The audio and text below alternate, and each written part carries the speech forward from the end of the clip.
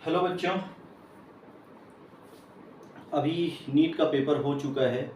आज का जो क्लास है वो वैसा कोई स्पेशल क्लास नहीं है। आज की क्लास में हम लोग कुछ विशेष बात पे चर्चा करते हैं। तो ये है हमारा आज टारगेट क्लास, टारगेट नीट 2024, और इसमें है हम नीट कैसे निकालें। सबका सपना होता है डॉक्टर बनने का, पर सारे के सारे बच्चे डॉक्टर नहीं बन पाते, है ना। तो बहुत सारे बच्चे ऐसे होते हैं जिनको अभाव होता है, बहुत सारे बच्चे ऐसे होते हैं जो थोड़े से बिलो एवरेज होते हैं। यदि बच्चों की मैं बात करूं तो 20% स्टूडेंट को छोड़ दें, एक्स्ट्राऑर्डिनरी जो हैं, उसके बाद के जो बच्चे होते हैं वो एवरेज और बिलो एवरेज, है ना। 20% स्टूडेंट्स जो हैं, जो ओवर टैलेंटेड हैं या ओवर स्मार्ट हैं, या जो भी बच्चे हैं जो टैलेंटेड है बहुत अच्छे से, तो उनके लिए कोई बहुत भारी चीज़ नहीं है नीट निकालना, पर दिक्कतें उनको भी आती है। तो हम आज इसी विषय पे बात करेंगे कि आप क्या पढ़ें, कैसे पढ़ें, कहाँ जाएं, किस तरीके से जाएं, क्या आपकी स्ट्रेटजी हो जिससे कि आपका टारगेट 2024 कंप्लीट हो, मतलब आप अगले 2024 में डॉक्टर बन जाएं आपके सामने ऐसा। उसके 4 साल बाद आपको डॉक्टर तो तुरंत आप ऐसे लिख नहीं सकते, लेकिन भी आप कंप्लीट करेंगे, आप बढ़िया डॉक्टर, कम से कम एडमिशन तो आपका हो, कम से कम आप उस जगह पे तो पहुँचो, कम से कम आपका एक अच्छा रैंक तो आए। सबसे बड़ी बात होती है रैंक लाना। तो रैंक लाने के लिए 720 में क्या करना है, कैसे करना है, 720 नंबर का पेपर है, उसमें हम क्या करें, कैसे करें। वीडियो बहुत सारे बने हुए हैं, तो 720 में कितना लाना है, क्या कट ऑफ है, इसके बारे में हम बात नहीं कर रहे हैं। हम बात कर रहे हैं कि हम कैसे निकालें, या हमारी जो स्ट्रेटजी हो या हमारी जो प्लानिंग हो, वो हमारी प्लानिंग कैसी हो। तो सबसे पहले हमको प्लान बनाना पड़ेगा कि हम कैसे पढ़ें और क्या पढ़ें। सबसे पहली चीज़ जो आपको सोचना है, आपके पास 3 सब्जेक्ट है, फिजिक्स, केमिस्ट्री, बायो। आमतौर पे इसमें और इसमें बच्चों को बहुत ज़्यादा दिक्कत नहीं होता, केमिस्ट्री और बायो में। फिजिक्स के केस में बच्चे रोते हैं, बहुत सारे बच्चे हैं, फिजिक्स मतलब एकदम ख़राब।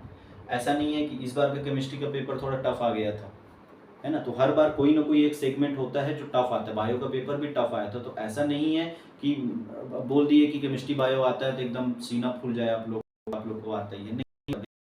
केमिस्ट्री बायो बिल्कुल नहीं आता, 12th पास हुए हो अभी, उतना नहीं आता है। पर हाँ, ये है कि केमिस्ट्री और बायो में इंटरेस्ट है तो पढ़ने का जो पोटेंशियल है उस सब्जेक्ट को आप 4 घंटा 5 घंटा आप पढ़ सकते हो, केमिस्ट्री भी पढ़ सकते हो, बायो पढ़ सकते हो। फिजिक्स के साथ दिक्कत है, आप एक फिजिक्स पढ़ते हो तो फिर आपको लगता है छोड़ दे सब्जेक्ट को। कई लोग के साथ होता है छोड़ ही देते हैं, कई बच्चे ऐसे मिले जो बोलते हैं फिजिक्स हमने छोड़ दिया है। तो छोड़ना नहीं है, उसमें भी एक मिनिमम कट ऑफ तक जाना है, क्योंकि आपका रैंक तभी बनेगा जब आप तीनों सब्जेक्ट को अच्छे से प्रॉपरली प्रिपेयर करो। ठीक, तो प्लानिंग कैसे करें। तो सबसे पहले आपका प्लानिंग होना है, टाइम सेगमेंट आप बनाइए। टाइमिंग आप देख लीजिए कि कौन सा, आप अपना एक पर्टिकुलर टाइम टेबल बना लो, और वो टाइम टेबल अगले 365 डेज फॉलो करना है। वही टाइम टेबल आपको फॉलो करना है, रेगुलर रहना है। सबसे बड़ी चीज आपको इसमें रेगुलर रहना पड़ेगा। कुछ बच्चे होते हैं जो टाइम टेबल तो बनाते हैं, एकदम अचानक नींद से जागेंगे, इतना पढ़ना उतना पढ़ना उतना पढ़ना है, टाइम टेबल एक दिन बनाए, 2 दिन बनाए, उसके बाद तीसरे दिन मस्त आराम से जाके बिस्तर में सोते रहते हैं। नीट नहीं निकलेगा, JEE नहीं निकलेगा, कोई भी कंपटीशन एग्जाम इससे नहीं निकलने वाला। तो पहला काम है टाइम टेबल बनाओ, कितने घंटे हम दें किस सब्जेक्ट को मिनिमम। यदि आप कोचिंग वगैरह जाते हो, बाद में बात करेंगे कि कैसे जाना, कहाँ जाना। यदि आप कहीं ज्वाइन किए हो कोचिंग, तो कोचिंग के अलावा कम से कम 8 से 10 घंटे का प्लान आपके पास रहना चाहिए। कोचिंग जितने घंटे का भी होता है, मिनिमम 3 से 4 घंटे का कोचिंग टाइम निकालें, तो भी आप 10 से 12 घंटे या 8 से 12 घंटे के बीच में आप अपना टाइम निकालो, क्योंकि आपको और कोई काम करना नहीं है, सिर्फ पढ़ना है। ठीक है, अब इसमें आप टाइम जब रेगुलर टाइम बनाओगे तो आप सब्जेक्ट वाइज बना लो कि हाँ कौन से सब्जेक्ट को कैसे पढ़ना है। ठीक है, कई बार प्रॉब्लम आता है कि जैसे फिजिक्स, जैसे मैंने बताया कि केमिस्ट्री आप 3 घंटा पढ़ सकते हो, बायो 3 घंटा आप पढ़ सकते हो, आपको इंटरेस्ट है उसमें। फिजिक्स को हम 3 घंटा नहीं पढ़ सकते, क्योंकि उसमें कई लोगों का इंटरेस्ट नहीं जमता है। कई लोग पढ़ लेते, कई लोग नहीं पढ़ पाते। तो क्या करो, फिजिक्स के लिए ऐसा 3 घंटे का प्रोग्राम एकदम मत बनाओ। मैं अपने सारे स्टूडेंट को यही कहता हूँ कि भाई आप अपना देख लो पोटेंशियल कि कितने देर तक झेल पा रहे हो फिजिक्स के टीचर को कितने देर झेल पाते हो। आपकी कैपेसिटी नहीं है कि आप 3 घंटा लगातार झेल लो, है ना। तो आप क्या करो, टाइम थोड़ा स्लॉट कर लो कि भाई 1 घंटा फिजिक्स को दिया, फिर उसके बाद 3 घंटा केमिस्ट्री को दिया, फिर उसके बाद 2 घंटा केमिस्ट्री को दिया, फिर 2 घंटा बायो को दिया, फिर 1 घंटा में लास्ट में और फिजिक्स को दे दिया। ऐसे 1-1 घंटे का स्लॉटिंग कर लो। 1 घंटा नहीं समझ में आ रहा है तो आधे घंटे की स्लॉटिंग करो। आधा घंटा नहीं समझ में आ रहा है तो 15-15 मिनट की स्लॉटिंग करो कि हर 1 घंटे बाद 15-20 मिनट हमको फिजिक्स को देखना है। तो ऐसा करके आपका जो फिजिक्स होगा वो कम से कम 3 से 4 घंटा कवर होगा। यदि आप एक साथ नहीं बना पा रहे तो एक साथ नहीं बनाओगे तो आप टाइम को क्या करो, थोड़ा डिवाइड कर करके चलो, है ना। ये स्ट्रेटजी बहुत लोगों ने किया और बहुत लोग इसमें सक्सेसफुल भी रहे हैं। क्योंकि होता है जब हम कंपटीशन एग्जाम देते हैं तो बहुत सारा सब्जेक्ट हमारे पास रहेगा, तो इसमें कुछ सब्जेक्ट ऐसा होगा कि आपको थोड़ा सा उसमें कठिनाई आएगी। तो जो कठिन सब्जेक्ट है ना, या तो आप भिड़ जाओ, करना ही है, एकदम दृढ़ निश्चय करके बैठो, फिर वो करना ही, या तो फिर टाइम स्लॉट कर लो, एक टॉपिक पढ़ो आराम से, बढ़िया मस्त मजे से पढ़ो, चाय पियो, कॉफ़ी पियो, फिर थोड़ा सा टाइम लेके फिर उसको पढ़ो, फिर थोड़ा घूम फिर के आ जाओ, फिर 15 मिनट 20 मिनट पढ़ो, तो ये इंटरेस्ट आपको थोड़ा सा लगने लगेगा। ठीक, तो पहला चीज़ जब आप प्लानिंग बनाओ तो आप अपना टाइम सेट करो। यदि आप अभी से सोच रहे हो कि हमको नीट, आज से यदि आप सोचते हो कि नीट देना है तो आज से ही आप अपना नीट के एग्ज़ाम तक का 365 डेज ना हो, किसी को 1 महीना बाद में भाई कोई जागृत होता है कि नहीं, अचानक से मन करता है कि नीट दे दे, तो उसके लिए 365 डेज का रूल नहीं है। हाँ, लेकिन उसके लिए जितने दिन बचे हैं उतने दिन का टाइम टेबल बनाए और रेगुलरली फॉलो करें। ठीक है, पहली चीज़। दूसरी चीज़ ये है कि यदि आपको कोई चीज़ समझ में नहीं आ रहा है तो या तो आप टीचर से पूछ लो, उसके बाद यदि आपको समझ में नहीं आ रहा है तो उसको छोड़ना नहीं है। आमतौर पे लोग क्या करते हैं, उसको छोड़ते हैं, वो छोड़ना नहीं है। आपको क्या करना है, उसको पढ़ते रहना है। आ रहा है समझ में तो भी पढ़ो, नहीं आ रहा है तो भी पढ़ो। ठीक है, ये बहुत अच्छा तरीका होता है किसी भी चीज़ को अपने दिमाग के अंदर ले जाने का। जैसे आप किसी गाने को बार बार सुनोगे तो वो गाना आपको अच्छा लगेगा। बात समझ में आई ना। एक सिंपल सा ह्यूमन साइकोलॉजी होता है, हम किसी भी चीज़ को बार बार देखते हैं, देखने की आदत बन जाती है। हम किसी चीज़ को बार बार सुनते हैं, सुनने की आदत बन जाती है। हम किसी चीज़ को बार बार सोचते हैं तो उस चीज़ में हमको सोचने की आदत बनती है। वैसे ही काम करना है। फिजिक्स में या केमिस्ट्री में या बायो में कोई पर्टिकुलर टॉपिक है जो समझ में नहीं आ रहा है तो उसको छोड़ो मत। या तो आप किसी अपने गाइड से पूछ लो, किसी मेंटोर से पूछ लो, या आपका जो टीचर है उससे आप पूछो। बाई चांस उसके बावजूद समझ में नहीं आ रहा है तो आप क्या करो, उसको छोड़ो मत, उसको रेगुलरली लगे रहो और पूछ लो और लगे रहो, छोड़ना नहीं। ठीक है, ये तो हो गया टाइम टेबल के बारे में बात। अब दूसरी चीज, कहाँ जाएं, ये सवाल भी रहता है कि भाई नीट की तैयारी करनी है तो नीट की तैयारी करने के लिए हम कहाँ जाएं, किस जगह जाएं, कौन सी कोचिंग इंस्टीट्यूट में जाएं।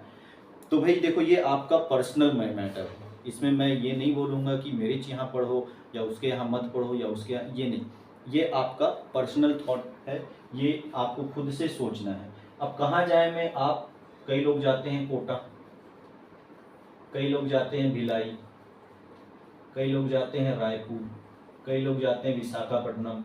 लोगों को तो मैंने देखा बेंगलोर तक भी चले जाते हैं, पैसा है भी चलो बेंगलोर से। ठीक है, पर आप जहाँ भी जाओ उसमें 2 चीज़ों का ख्याल आपको रखना है।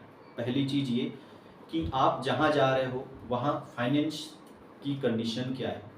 आप जहाँ बाहर जाते हो, जो पेरेंट्स है, पेरेंट्स भी चाहते हैं कि बच्चा कोटा जाए, बच्चा रायपुर जाए, बच्चा भिलाई जाए, कहीं भी जाए, आपका फाइनेंस मायने रखता है। और दूसरी चीज़ ये है कि आप, कोचिंग इंस्टीट्यूट बहुत सारे होते हैं, तो कहीं भी किसी भी कोचिंग इंस्टीट्यूट में नहीं जाना है। आप पहले उस कोचिंग इंस्टीट्यूट के बारे में पता कर लो कि वहाँ क्या चल रहा है। कई कोचिंग इंस्टीट्यूट ऐसे हैं जो दावा करते हैं लेकिन खोखला दावा करते हैं। जहाँ भी रहोगे, आप जिस इंस्टीट्यूट के बारे में भी सोच रहे हो, उस इंस्टीट्यूट में आप जाके देखो कि पहले तो आप वहाँ जाके, हो सकता है डेमो क्लास हो तो आप डेमो क्लास देख लो, और यदि डेमो क्लास नहीं हो रहा है तो आप किसी से पूछो, जो बच्चे वहाँ से निकल गए हैं, यदि उनसे भी कोई संपर्क नहीं हो पाता है तो आप पता करो उस चीज़ के बारे में। एकदम से आप जाके सीधा सीधा आप वहाँ पे फीस पे नहीं करोगे, चाहे आप कहीं भी जाओ, चाहे आप कोटा जाओ, भिलाई जाओ, रायपुर जाओ, कहीं भी जाओ, एक कोचिंग इंस्टीट्यूट में जब भी आप जाओगे, क्योंकि ये आपकी पूरी ज़िंदगी का सवाल है। पैसा जो लगना है वो तो लगना ही है, साथ में आपका फ्यूचर भी। सही गाइडेंस यदि आपको वहाँ नहीं दिया जा रहा है तो फिर वहाँ जाने का कोई मतलब नहीं। ठीक है, तो ये कहाँ जाए वाली समस्या जो है ये आप अपने लेवल पे रह के सॉल्व कीजिए जहाँ अच्छा आपको लगता है। दूसरी चीज़ ये होता है कि जहाँ आपको पढ़ाया जा रहा है वहाँ उनकी जो डिलीवरी हो रही है वो आपको समझ में आता है कि नहीं। जैसे मैंने कैरियर में फिजिक्स के बहुत सारे बच्चों को देखा है, बड़ी बड़ी जगह पे जाते हैं लेकिन उनको वहाँ की भाषा समझ में नहीं आती है, वहाँ के जो लोग बोलते हैं वो चीज़ें समझ में नहीं आती। कई बार बहुत ज़्यादा भीड़ होता है तो समझ में नहीं आता, कई बार पर्सनल अटेंशन चाहिए बच्चों को, वो वहाँ पे नहीं मिल पाता है। तो आप पहले वो देख लो कि वो उनकी जो फ्रिक्वेंसी है, उनके जो समझाने का तरीका है, वो जिस वे में आपको समझा रहे हैं वो आपको समझ में आता है कि नहीं आता है। ठीक है, और तीसरी सबसे प्रमुख चीज़ है क्या पढ़ें। ये बहुत इम्पोर्टेंट है, क्या पढ़ें और क्या नहीं पढ़ें।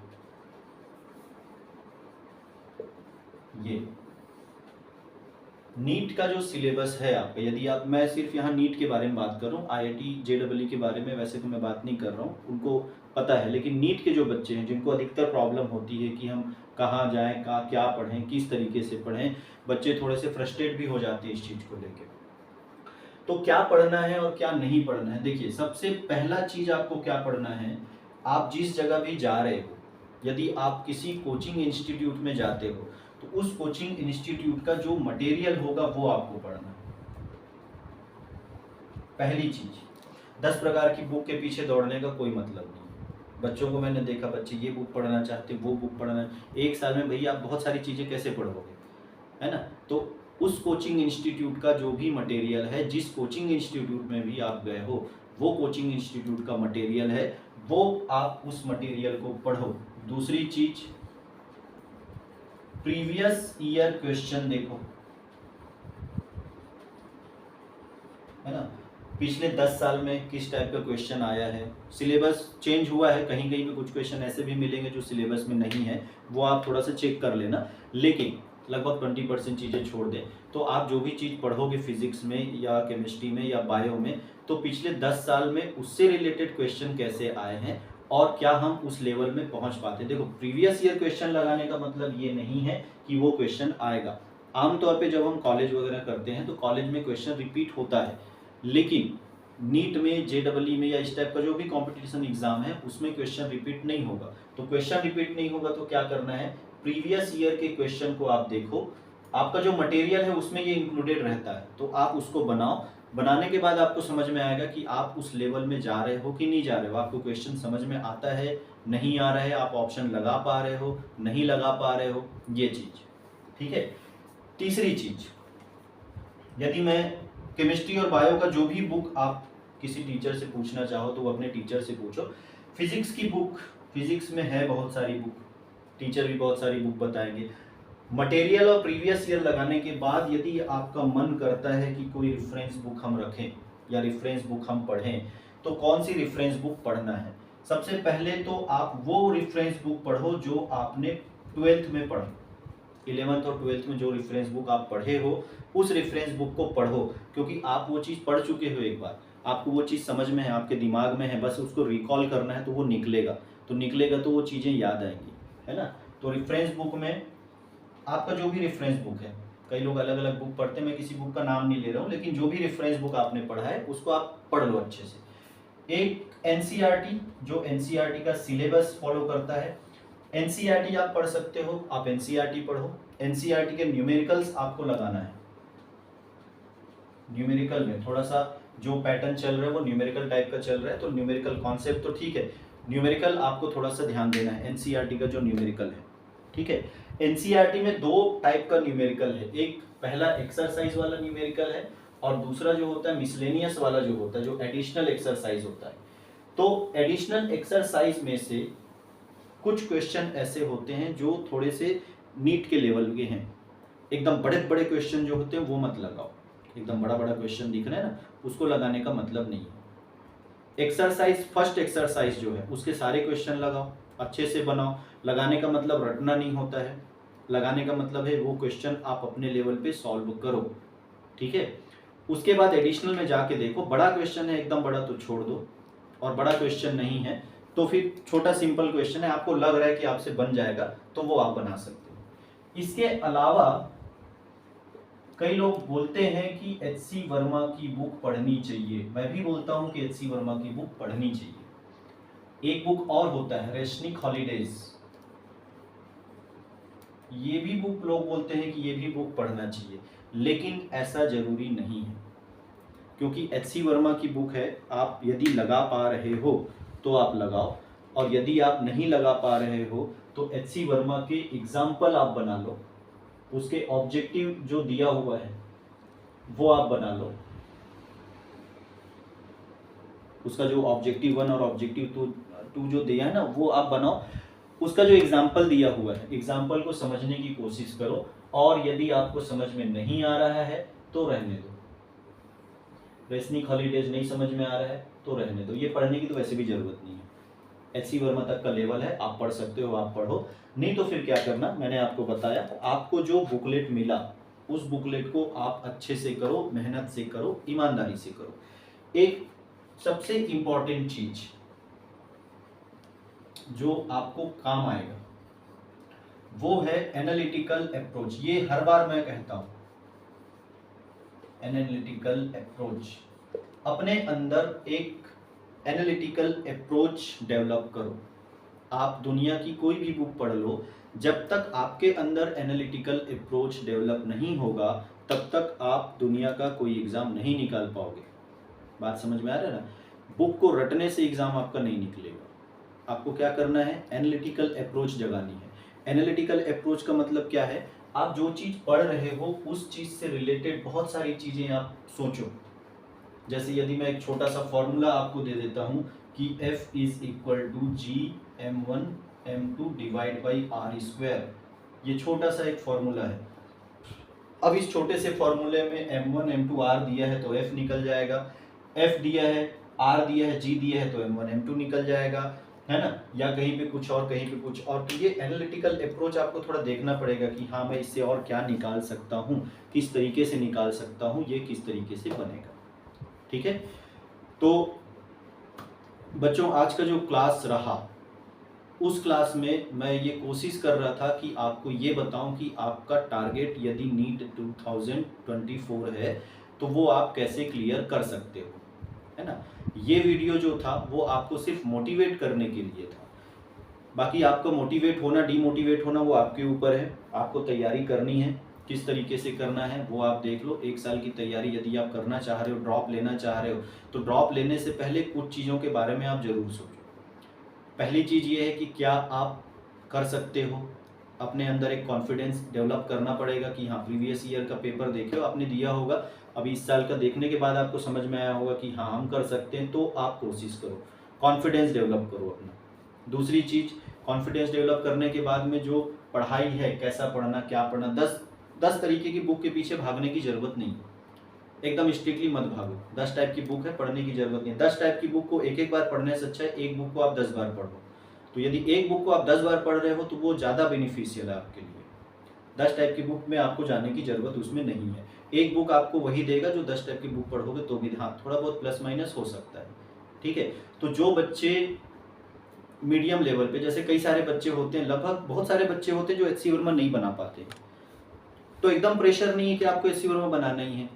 आप प्रेशर लेके क्यों बैठे हो कि आपको एच.सी. वर्मा बनाना नहीं, क्यों बनाना है भाई? जरूरी नहीं कि एच.सी. वर्मा की सारे क्वेश्चन आपके नीट में आएंगे, मत बनाओ, नहीं बनता है तो वो बनेगा भी नहीं। हाँ बनता है, यदि एच.सी. वर्मा आप बना पा रहे हो तो आपके लिए बहुत अच्छा है, मैं ये नहीं कह रहा हूँ कि मत बनाओ, है ना। यदि आप बना पा रहे हो तो आपके लिए अच्छा है, लेकिन यदि आप नहीं बना पा रहे हो तो फिर आप मत बनाओ, क्योंकि उससे फ्रस्ट्रेशन आएगा। तो आप क्या करो, बढ़िया बुकलेट जो मिला है बुकलेट को पढ़ो, बुकलेट के सारे क्वेश्चन बनाओ, प्रीवियस ईयर के सारे क्वेश्चन बनाओ, टेस्ट जितना हो सकता है आप टेस्ट देते जाओ, ऑब्जेक्टिव क्वेश्चन जितना हो सकता है वो आप लगाते जाओ, ठीक है। इसके अलावा हम लोग के यहाँ नीट टारगेट बैच स्टार्ट हो रहा है, dropper batch, NEET 2024 dropper batch है लगभग सभी कोचिंग वाले स्टार्ट कर दिए हैं, तो हम लोग के यहाँ भी ये चीज़ स्टार्ट हो रहा है। तो जो बच्चे हमसे जुड़ना चाहते हैं, जिन बच्चों को लगता है कि हमारे पास आने से उनको फ़ायदा होगा, वो बच्चे हमसे जुड़े। और हम ये आपको बोल सकते हैं कि जितना पिछले साल नीट के जो पेपर हुआ, उस पेपर में जितने भी क्वेश्चन आए, लगभग सारे क्वेश्चन हम कवर किए। कई बार ऐसा होता है कि हमारे पढ़ाने के बावजूद बच्चे नहीं पढ़ पाते, है ना, तो आपको उतना ही मेहनत करना है जितना गाइडेंस मिलता है। इस बार भी ऐसा ही हुआ है, पिछले सारे बार के पेपर में लगभग ये चीज़ चल रहा है। ठीक है, तो ड्रॉपर बैच स्टार्ट कर रहे हैं नीट के लिए। अच्छे से मेहनत करना है, हम लोग को भी मेहनत करना है, आपको भी मेहनत करना है, ताकि आपका जो सपना है वो सपना पूरा हो सके। ठीक है, तो जल्दी से जल्दी ज्वाइन कीजिए। आपको यदि हमसे जुड़ना है, हमसे जुड़ के पढ़ना है, यदि आपको लगता है श्री साईं कोचिंग क्लासेस में अच्छी चीज़ें मिलेंगी, तो आप हमसे जुड़िए, और हमारी गारंटी है कि आपको अच्छी चीज़ मिलेगी। आसपास जो चीज़ आपको नहीं मिलेगा वो श्री साईं कोचिंग क्लासेस में मिलेगा। ठीक है, तो कांटेक्ट कीजिए, कांटेक्ट नंबर आप सबके पास है, या कमेंट्स करके आप बता सकते हैं जिसको जुड़ना है, या हमसे सीधे सीधे आके भी आप मिल सकते हैं। ठीक, चलिए, धन्यवाद।